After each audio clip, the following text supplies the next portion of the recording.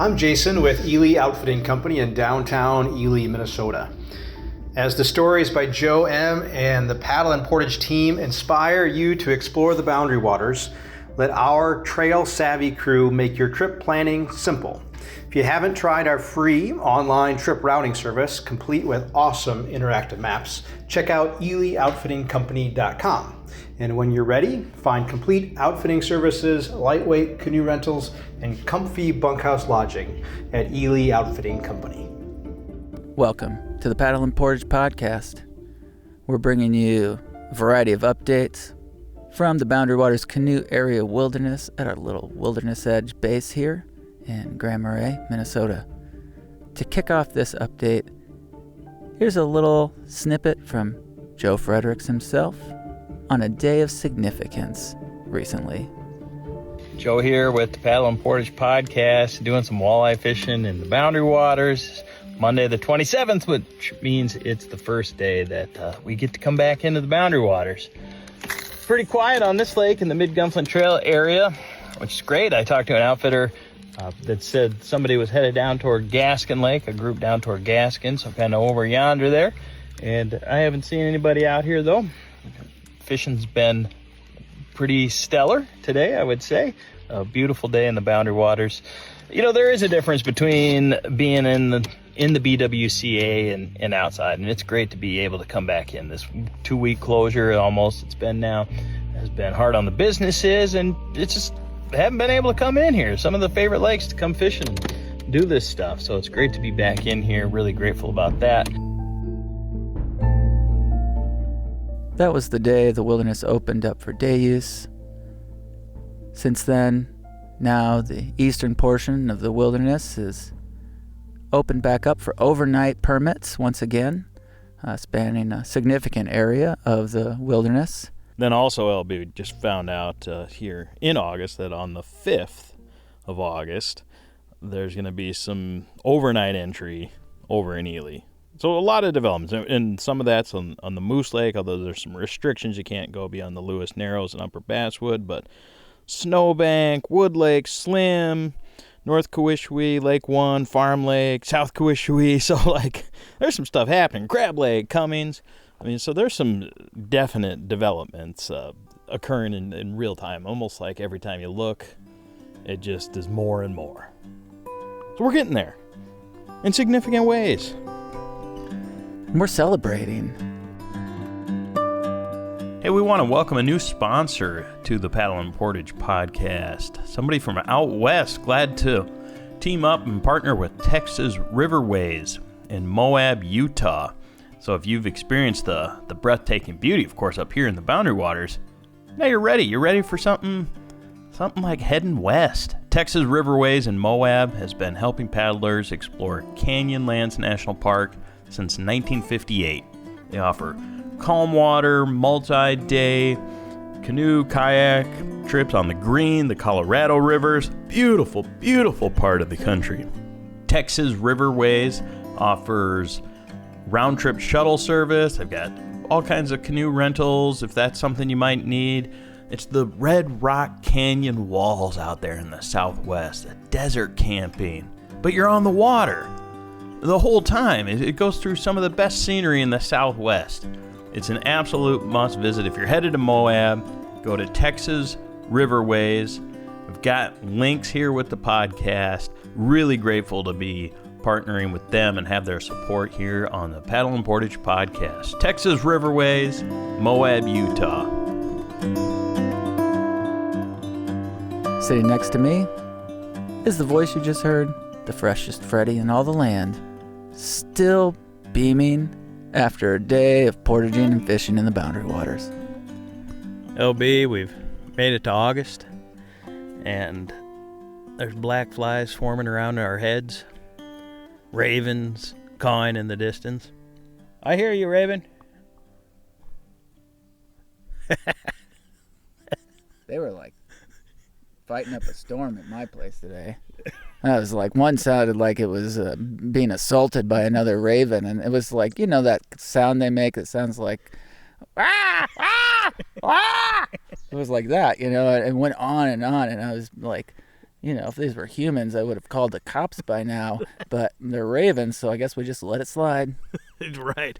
Yeah, there's been some ruckusy ravens about the premises, and there were some ruckusy ravens around here in the form of humans eating walleye and coleslaw and potatoes and berries that you picked, LB, from Superior National Forest land, essentially, and we had a fish fry here to celebrate the reopening of the wilderness, and it was one of the best nights I've had in a while, quite frankly. If there's any reason to gather together with friends, and these are all friends that we paddle with, significantly to eat the fish fry, and consume all these other wonderful things, because life changed for a little while. At least here, and we finally were getting back to a sense of normalcy.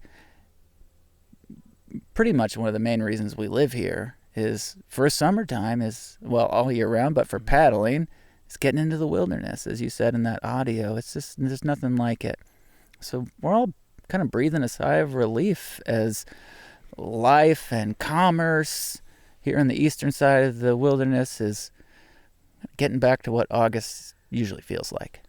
Yeah, on Tuesday, August 4th, all of the Gunflint entry points, and most notably those which aren't open now, Seagull and Sag at the end of the trail, some of those at the end of the Gunflint, will be open back up for overnight access and getting into the wilderness overnight paddling. There's most of it's now day use open or will be, and a huge section of it, absent of Seagull and Sag, is already open for overnight paddling. So things are falling back into routine in a way here on the Gunflint, Sawbill, Arrowhead side of things. Been in 3 times, LB, on day trips since that opening on Monday here in the last week of July. Now we're into August. Over on the Ely side, there's some progress in areas opening there, some popular lakes. We've got the map on our social media pages, and you can find it on Superior National Forest. Most of the outfitters have it posted too. But it's starting to come back. Things are starting to open again in Ely, and in our times that we were there from mid-July until the end of July, LB, we were both there on different trips, and things were different in Ely when we were there compared to when I was there over the 4th of July, and it was a bustling scene of canoes and people and celebration and Ely summer vibes. Wasn't that these past couple weeks in July that we were there?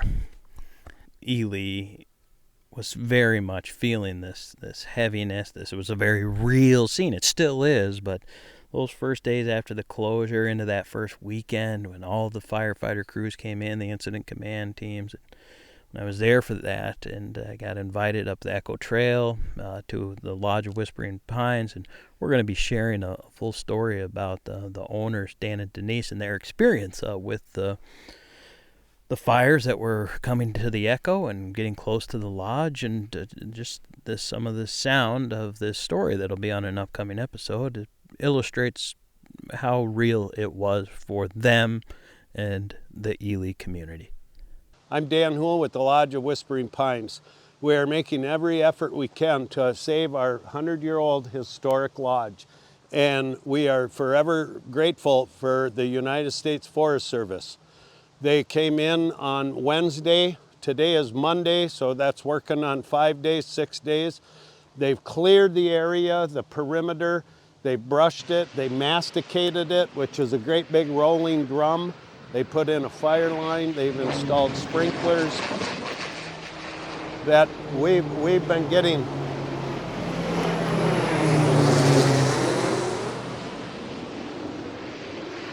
And just a special shout out to the pilots. They've been going 3 days straight here. Here they go. So here's another one coming. There's a half a dozen. Go ahead.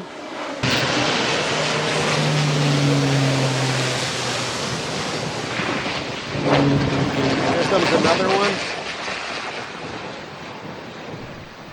It's amazing what a disrupted month can do. And Joe, when you were there, it was very much in the realms of smoke and firefighting and sort of still the thick of what felt like an emergency, with evacuations in Ely. And when I was there last week, the real immediate dangers felt like they had subsided and the fire was getting under control, but life was not as folks know it.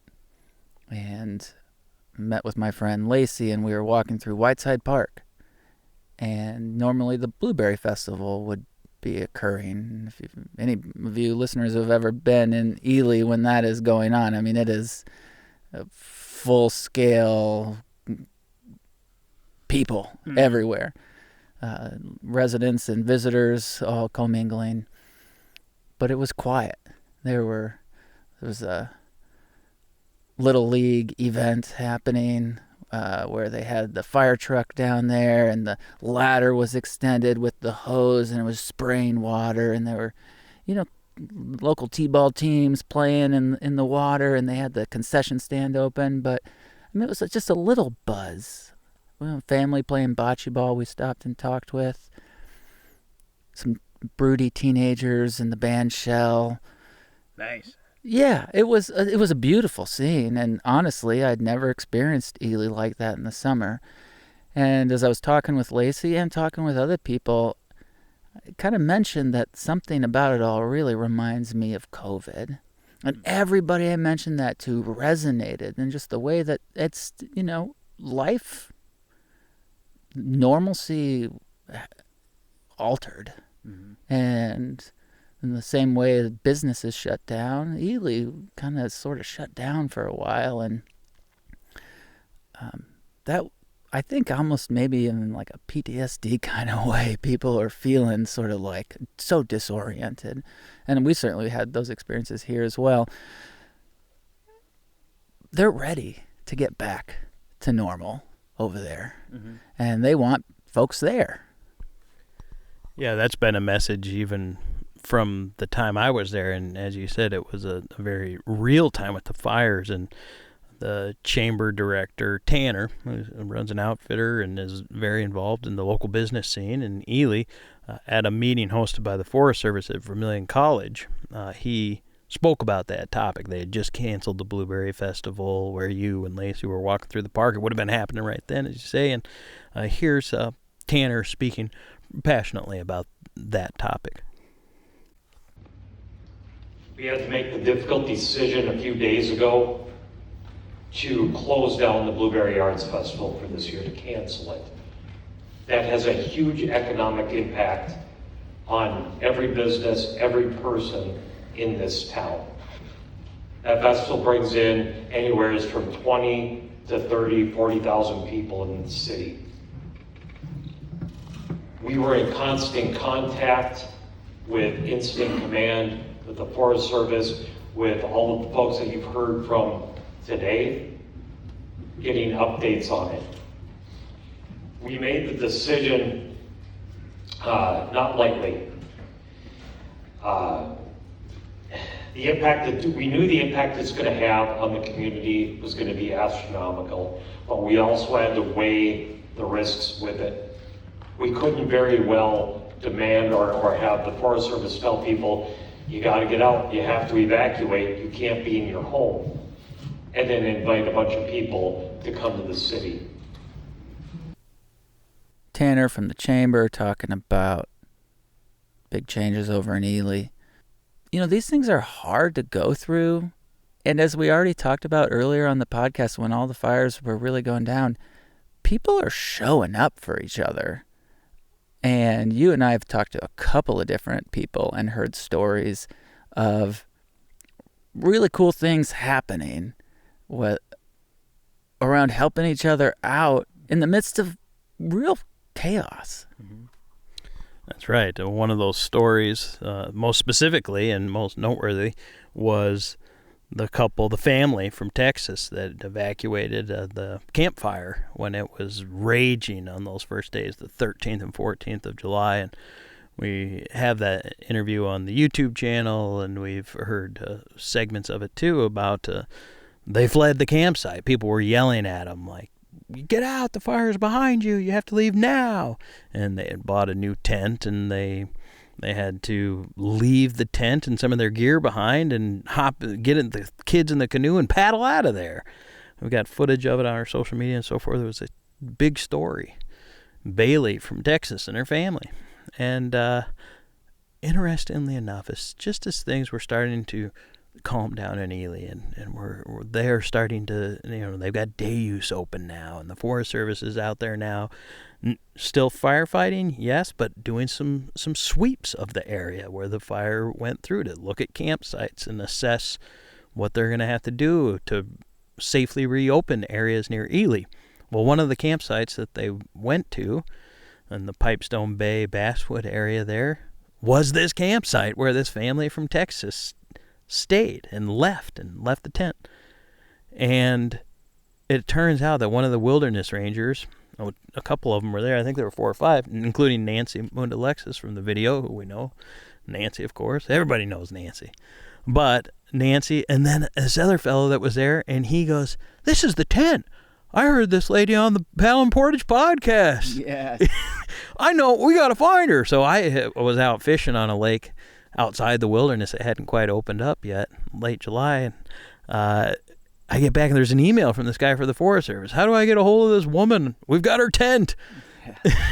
And so this was like 10 o'clock at night. I got home, and he had already found her on Facebook and message, but so they got it worked out. And I had a chance to talk with Bailey again about getting the tent back and that whole process of how this went down.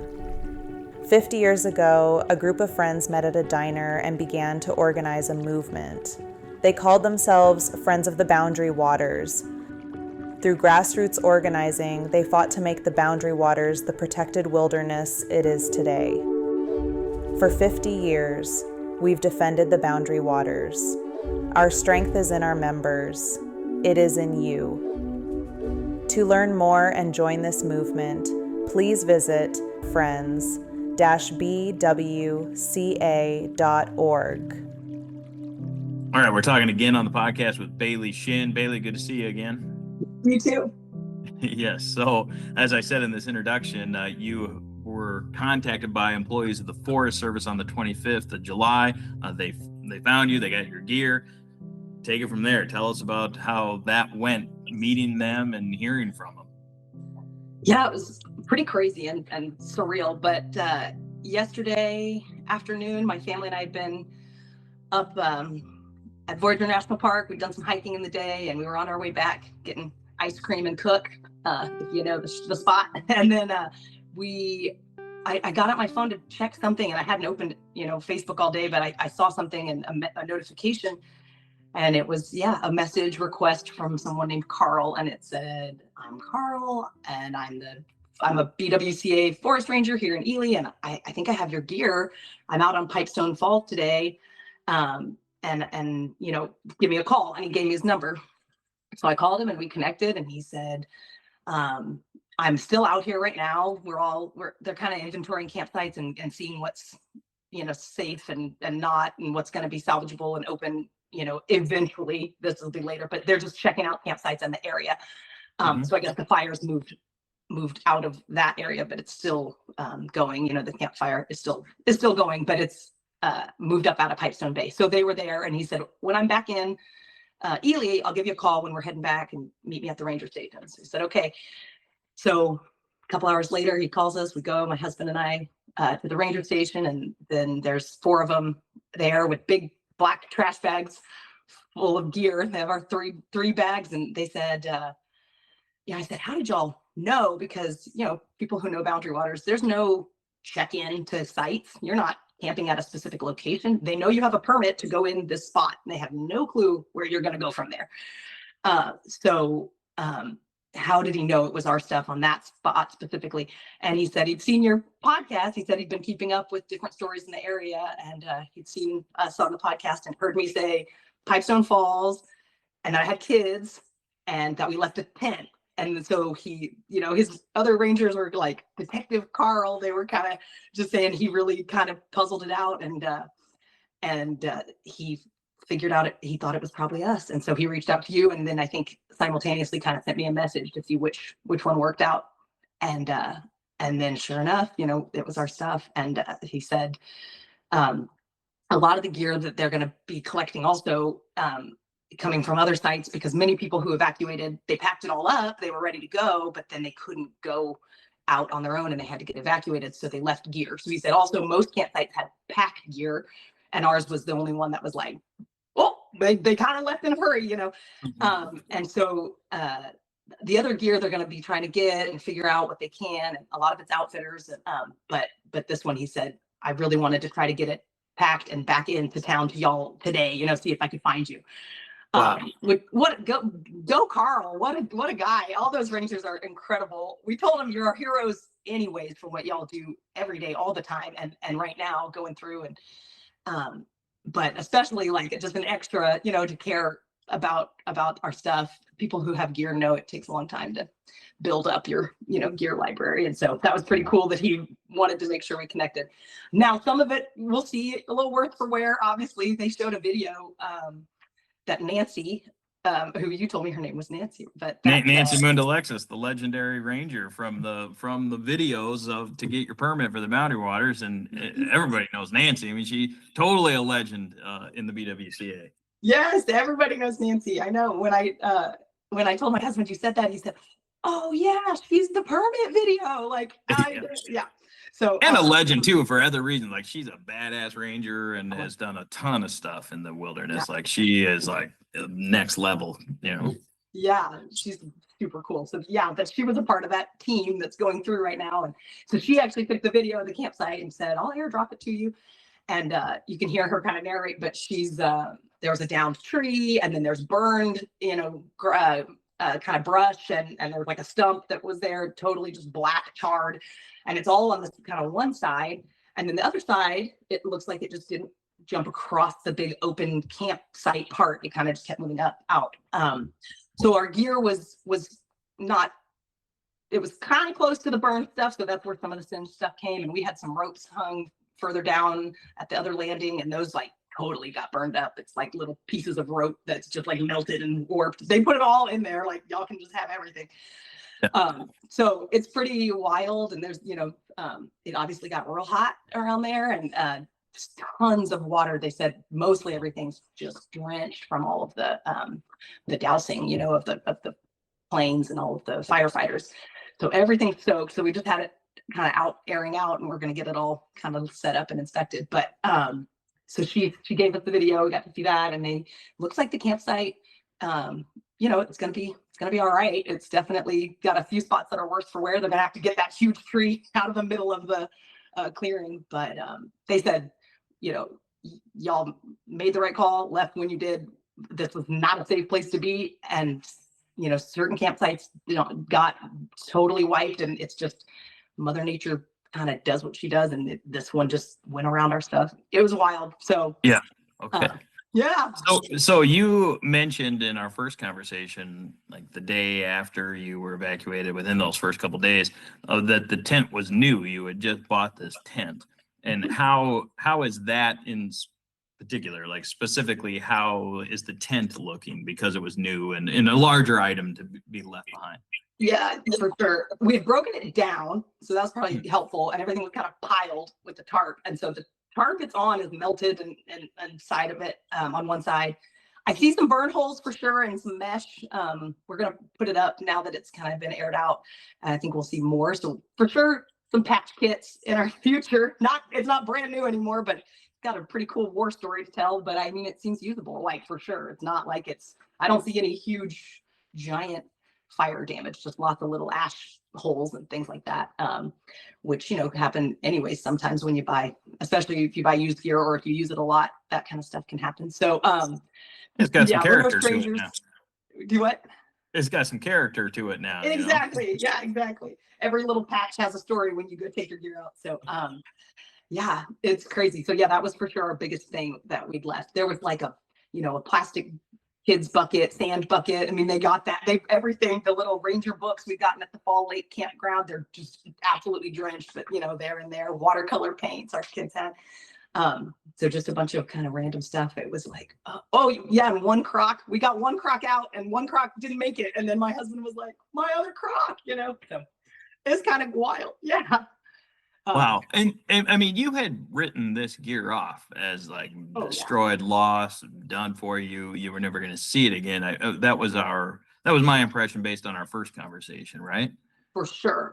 And looking at the fire map, we knew what we had seen. We knew where it was coming from. We knew that we were likely the last people out of Pipestone Falls, and the Rangers pretty much confirmed that yesterday. They said, yeah, we believe y'all were the last paddlers to go out that way, because then the falls portage became unusable because smoke was just insane and the fire was coming through. Fire jumped over, went to Pipestone Portage, got the portage. So it was just wishful thinking, beyond wishful thinking, to have thought stuff would have survived. And it's fine. We made it, we were like, that's okay. It's just stuff. But we fully thought it was gone. Mm-hmm. Yeah, we were really not counting on. We had planned to snowshoe back out there. They say once the snow, maybe people can go, and we still want to go, but we had hoped to go back and kind of check it ourselves at some point when it would be safe. I not even thinking that the Rangers this quickly would be up in that area. So yeah, we couldn't believe they found it, and then even more so can't believe that most of it just seems like it's all right. And just a little singed. Wow. Okay. And so I've said, you're a family from Texas. You live in Texas, educators there, and you've got this place though in Ely that you share ownership of and come to Ely pretty regularly now. And so you've stayed since the evacuation and the continued closure of the wilderness and so forth. How's it been since we talked? I've been over to Ely since that time too, and felt the vibes there, and wrote a piece about that. I was at that town hall meeting with the Forest Service last Sunday night over there at the college and so forth. And so, but what's your experience been since all of this unfolded, being in Ely? Yeah. That 1 week, like you said, was really the intense week. We all were still kind of on edge last time we talked, and that whole week was unpredictable and smoke, and people just didn't know. And then after that week, it's just been like this really strong sense of community up here. And everybody is just thankful for the firefighters and the work that's being done. We are everyone's trying to just come together in ways and support each other, support businesses. We would normally be using the boundary waters as much as we could. Instead, we're trying to, pour into local, businesses and things around here, buy little things from the shops, because it's definitely impacting the community here just not to have the business right now in the tourism. So I know the main message I've heard for the last few weeks is Ely is open, boundary waters aren't, Ely is, come, and there's other things like you and I talked about earlier. There's other trips and other things you can do and that aren't boundary waters. So it's really been a strong sense of everybody just supporting each other, being super thankful for our safety here in Ely and the firefighters who are working so hard, and then also just asking people to please still come. And as soon as we hear about more openings, I hope that those trips are getting booked and outfitted with our people here as much as possible. So it's been neat. It's been hard. Blueberry Festival got canceled. That's a really, really big weekend here. So other people still tried to kind of do small events where they could to draw people up here. And several people told me in town, we're still here, even though Blueberry, we still kept our trip to come. So it's been a very different type of summer for us of, well, what do we want to do? It's boundary waters is closed. We have to kind of look in different directions to find activities. And that's been neat in its own way to kind of push people to try different things. And so for sure, I'd say the main message in Ely right now is we're open. It's beautiful here, and we would love for people to still come up here and enjoy the beautiful resources we do have open. So. Right. Okay. Yeah. The same over here on the east side of the wilderness. And yeah. But Bailey, really nice to get in contact with you again. And that was not a message. I was expecting getting home around 9:30, 10 o'clock, walleye fishing on this lake right outside the wilderness, and see this message from you, and then saw it from Carl too, the email from him, and it was just like, what? I got to talk to Bailey again about this. So thanks for making some time and sharing your story with us. Yeah, thank you. Thanks for sharing all the stories you've been sharing. I mean, if you hadn't shared, he wouldn't have known. And so it's just really important that people are sharing and telling their stories, and that so many people are listening and following too. So thanks to everybody who's been following, and thank you for making a spotlight on everybody in the situation. It's been cool. It's been crazy. Cool, maybe, but really it's just been wild. So.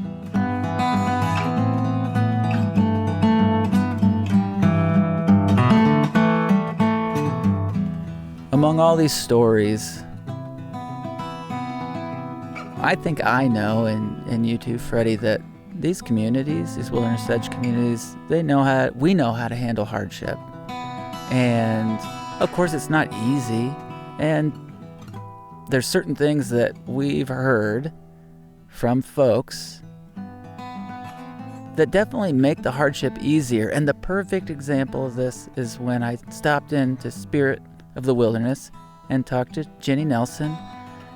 Her ability to see the good in all of these things, even when her business is suffering because she can't send out groups in canoes, she found the ways to see the bright side in everything. And that's a testament to how resilient folks are up here. So with that said, Jenny Nelson gets the last word. It's not all doom and gloom. This week has been fantastic air quality. We've had the doors open at Spirit of the Wilderness, is what we always love to do. We love the airflow. It feels like we're sort of outside when we have to be inside. But the other thing is we've heard some really heartfelt people calling and asking how we're doing and how everybody's doing.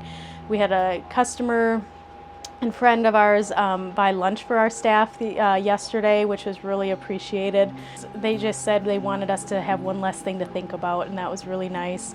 We talked about a customer whose cabin is down the Fernberg, and they have a Ring camera on their cabin so they can watch their bird feeders and things like that when they're not there, and it sounds like their cabin had Forest Service people putting up sprinklers, and somebody took time to go water their tomato plant, which wasn't a necessity, but it was really appreciated. And we've heard all sorts of little stories like that. When we had our last couple of groups come out of the Boundary Waters on Tuesday the 14th, one group was 3 adults and 2 little kids, and the 2 little kids were 5 and 7. They actually stayed in our bunk room for an extra 4 days and did everything in Ely they could. The kids thought it was great because there was bunk beds to play on. And then they went to the Ely movie theater, they went to the Bear Center, Wolf Center, they went to Dorothy Moulter, they went to the folk school to do crafts, they went out to eat, and they did all the Ely things that you normally pass by because you're so focused on getting to the Boundary Waters and getting out. It's definitely a fun experience still to be had. I like to sing, I love to dance, I play the fool if I got the chance, all around the campfire light, all around the campfire light. Got this out of tune old guitar, not trying to be no star. There's enough of them in a summer's night. Oh, there's enough of them in a summer's night.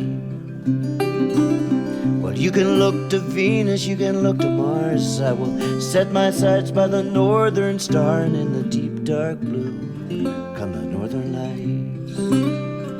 Oh, and in the deep dark blue come the northern lights.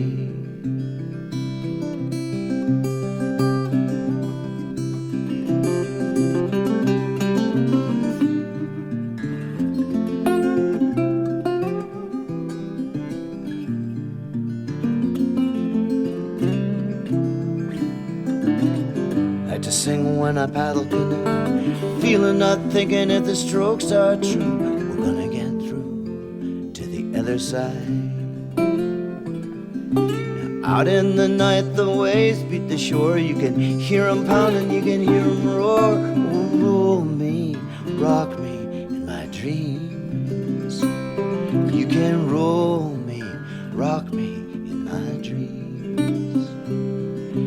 I like to sing, I love to dance, I play the fool if I got the chance.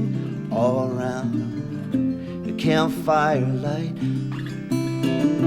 all around the campfire light, all round, all round, all round the campfire light.